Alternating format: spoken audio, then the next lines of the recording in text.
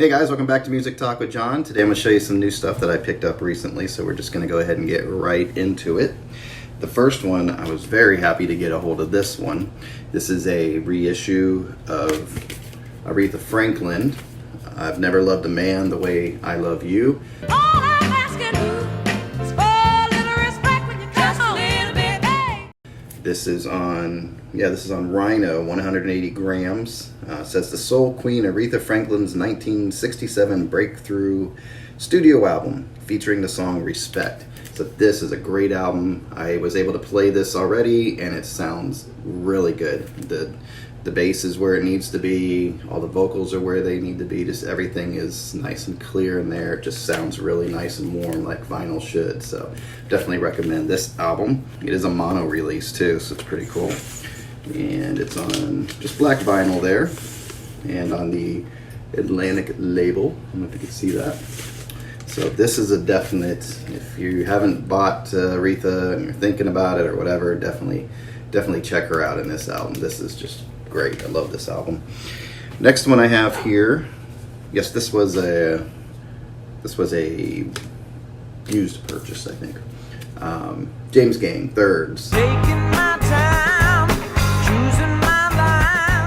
This was assigned to me. I do a thing, I've told you guys in the past, I own an assisted living facility, and a lady that works there, we kind of trade off on music ideas. We're constantly giving each other ideas of what to listen to as far as music goes, and so we're always challenging each other. She's big into prog and things like that, and that's not really my thing. So I'm able to find this prog stuff for her and really try to research and dig deep into prog bands that she might not have heard of, and we kind of surprise each other. But anyway, that's where this album came up. She assigned this to me, and I'd heard of James Gang. Of course I know Funk, whatever number it is, I forgot what the number, Funk whatever, that awesome song.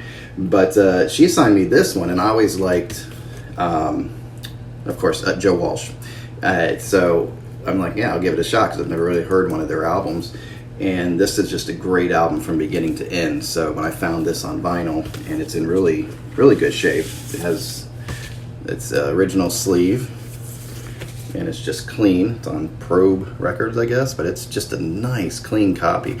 Haven't played it yet, but it looks really good, so I was happy to get it and find it so soon after hearing it for the first time. So that was pretty cool. A great album, good rock album.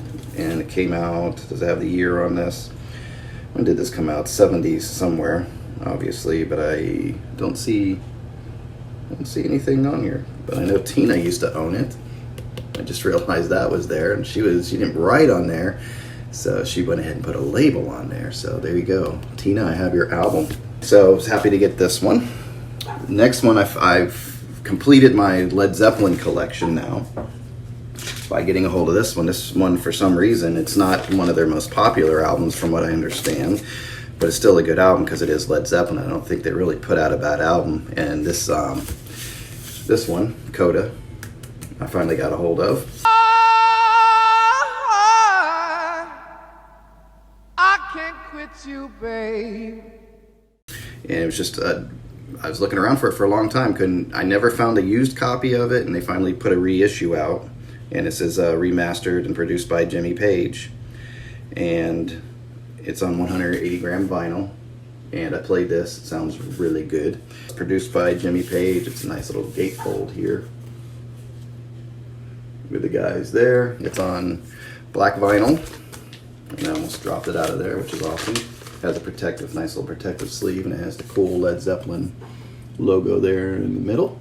So very cool. So happy to have this. Next one I have here is a jazz album, and this is We Get Requests, the Oscar Peterson trio.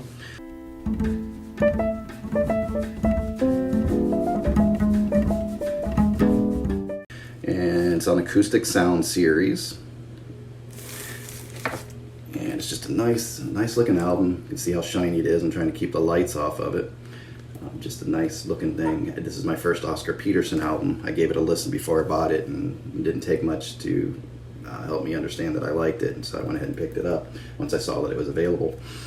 And this, I always like these jazz albums. Just they're classy and they're cool. They always give you a story down here. It does have a nice gatefold right there. So I have something to learn about Oscar Peterson. It's like every day there's a new jazz person that I learn of, and I have to check them out. This is a nice album, good jazz album.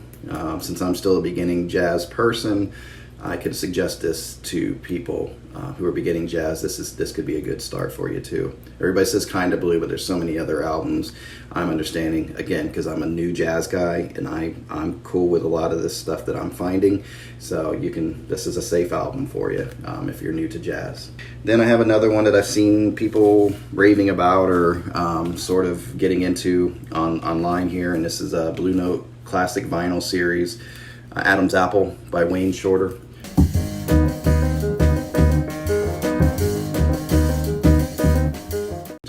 Another cool album cover, just like the artwork. And here's all your guys here. You have Herbie Hancock on there, and here you go on the back side, and it says audiophile vinyl reissues from the finest in jazz since 1939, mastered from the original analog tapes by Kevin Gray. And this is 180 gram vinyl. So Blue Note, and another sign besides Blue Note is that right there where it says Made in Germany. Can't miss. As far as I'm concerned, any of my experience so far, Made in Germany is never had a problem with any pressings out of Germany. And it's on the Blue Note label there on black vinyl. So that one will be spitting soon at my house. Next, I have a group. I believe this is their debut album, and they're a soul group, The Sacred Souls. Can I call you Rose? Can I call? 'Cause your thorns won't let. I'll have to pull it out here. It's on limited icy blue color vinyl, so we'll have to see what that's about. So that's the back cover, and it looks like an older style album. I like the artwork on this. So let's take a look and see what that limited icy blue color vinyl looks like. Let's see.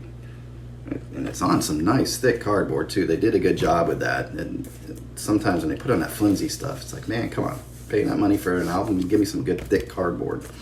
But yeah, look at that, nice icy blue. It's a good looking album. So that'll be nice spin there.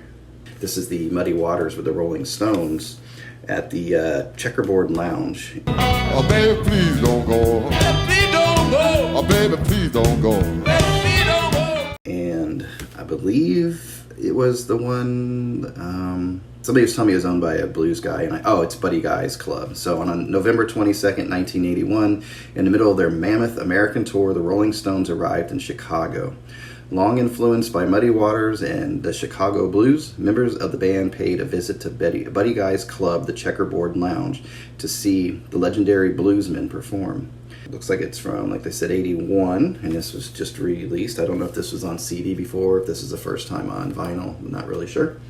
But here's probably your checkerboard, I'm assuming, Checkerboard Lounge. And then go over the feel. It's a 2 LP set.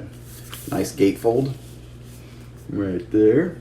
Pretty cool. So they give you the red and white there, so it's pretty cool. So pretty neat when they do that. So anyway, that's what I have for you guys today. Hope you enjoyed my selections, and if you have any of these in your selection, in your